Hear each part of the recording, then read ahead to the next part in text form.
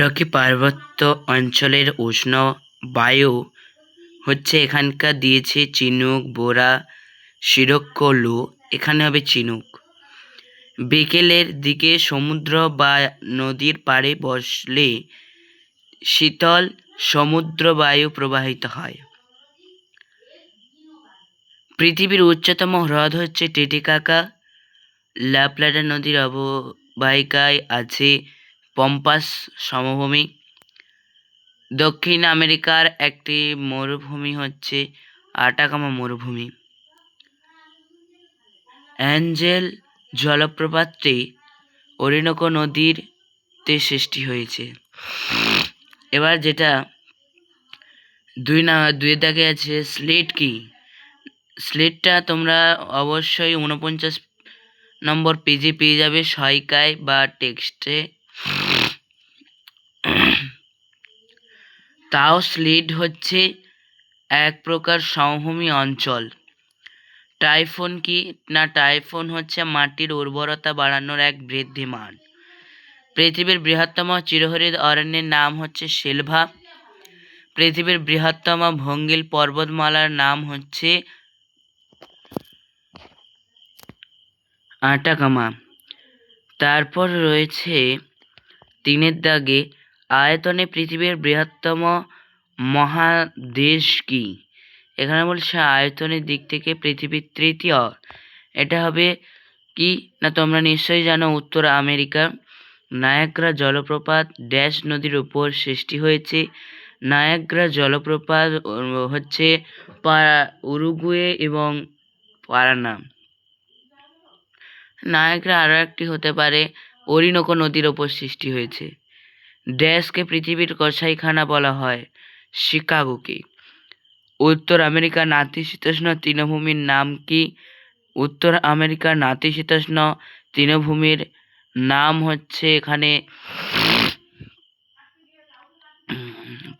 উত্তর আমেরিকার দিক থেকে দেখলে সমভূমি বৃহত্তম হচ্ছে লয়েন্স সমভূমি।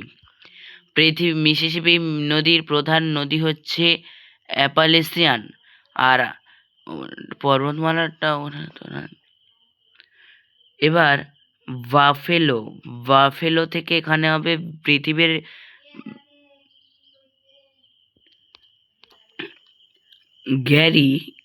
গ্যারিটা এখানে গ্যারি হবে না, এখানে হবে ক্যারি।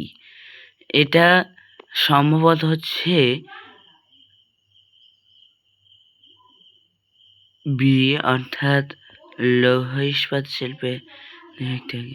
ডেট্রয়েট হচ্ছে এখানে পৃথিবীতে থাকা বৃহত্তম মোটর গাড়ি শিল্পের কেন্দ্র। উইসকনসিন হচ্ছে ডেয়ারি শিল্পের কেন্দ্র। এবার আপেক্ষিক আর্দ্রতা কি না, আপেক্ষিক আর্দ্রতা হচ্ছে যে কোনো একটা বায়ুতে নির্দিষ্ট পরিমাণ উষ্ণতায় যে পরিমাণ জলীয় বাষ্প ধারণ করার ক্ষমতা থাকে তাকে বলা হয় আপেক্ষিক আর্দ্রতা। এবার পার্থক্য লেখো শিশির ও কুয়াশা। নাম্বার আমরা এখানে দেখতেই পাচ্ছি যে লেখা আছে 2 নাম্বার করে রয়েছে 4টি কোশ্চেন, অর্থাৎ 2 নাম্বার। তাহলে আমরা 2টো পয়েন্ট লিখব যে শিশির হলো এক প্রকার জলীয় কণা যা মাটিতে পড়ে থাকে, মানে ভূপৃষ্ঠে পড়ে থাকে। কুয়াশা হচ্ছে বাতাসের মধ্যে এদিক ওদিক ঘুরে বেড়ায়। 2 কুয়াশার অপশান হচ্ছে কুয়াশা ধোঁয়াশার মতো থাকে, ধূলিকণা যুক্ত করে। শিশির ধূলিকণা যুক্ত করে না। এটা তোমরা সহায়িকাও পেয়ে যেতে পারো 159 পেজের 13 নম্বর দাগের সহায়িকায়। কানাডীয় শিল্ড অঞ্চলে অসংখ্য হ্রদ দেখা যায় কেন। কানাডীয় শিল্ড অঞ্চলে অসংখ্য হ্রদ দেখা যায় কারণ কানাডীয় শিল্ড অঞ্চলটি সাধারণত আটলান্টিক মহাসাগরের দিকে বেশি পরিমাণে ঢালু, যার কারণে সমস্ত নদীর মিলিত প্রবাহ হচ্ছে আটলান্টিক মহাসাগর। আর কি প্রায়শই নদীর মোহনা স্থল হচ্ছে আন্দিজ পর্বতমালা, এবং আন্দিজ পর্বতমালা হওয়ায় এখানকার যে ডেয়ারি শিল্প এখানে উন্নত হয়েছে। এবং এখানে হ্রদ সৃষ্টির কারণ হচ্ছে যেখানে উর্বর পলি মৃত্তিকা দেখা যায় সেখানে নদীর উচ্চচাপ দেখা যায় এবং ঢালু থাকার কারণে উচ্চচাপের মান বৃদ্ধি পেলেই কানাডীয় সিল অঞ্চলে বেশি হ্রদের সৃষ্টি হয়েছে। এটা সংক্ষেপে বললাম। 306 নম্বর পেজে 3 দাগের কোশ্চেন তোমরা জেনে নিতে পারো। এবার আসছি যে উত্তর আমেরিকার পঞ্চহ্রদ অঞ্চলের 5টি হ্রদের নাম লেখো।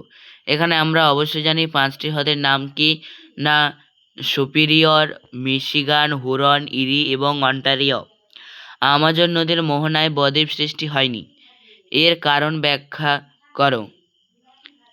আমাজন নদীর মোহনায় বদ্বীপ সৃষ্টি হয়নি, এর কারণ হচ্ছে এখানে এই যে আমাজন নদীর যে মোহনাস্থল তা বেশি প্রশস্ত হওয়ায় কোনো জায়গায় বাধাপ্রাপ্ত না পাওয়ায় সেখানে কোনো বদ্বীপের সৃষ্টি হয়নি, কিন্তু অন্য কোনো জায়গায় এটি সৃষ্টি হয়েছে। 22 বেল্টের সূত্র কি না, 22 বেল্টের সূত্র হচ্ছে, তোমরা 125 নম্বর পেজে 5 দাগে পেয়ে যাবে। তাও বলে দিচ্ছি যে 22 বেল্টের সূত্র হচ্ছে, আমরা যদি উত্তর গোলার্ধে দাঁড়াই তাহলে যে দিক থেকে বায়ু প্রবাহিত হচ্ছে সেই দিকে মুখ করে দাঁড়ালে তার বাম দিক হবে নিম্নচাপ আর ডান দিক হবে বেশিরভাগ উচ্চচাপ। এমনকি বায়ু সবসময় বাম দিক থেকে নিম্নচাপ হিসেবে প্রবাহিত হয়।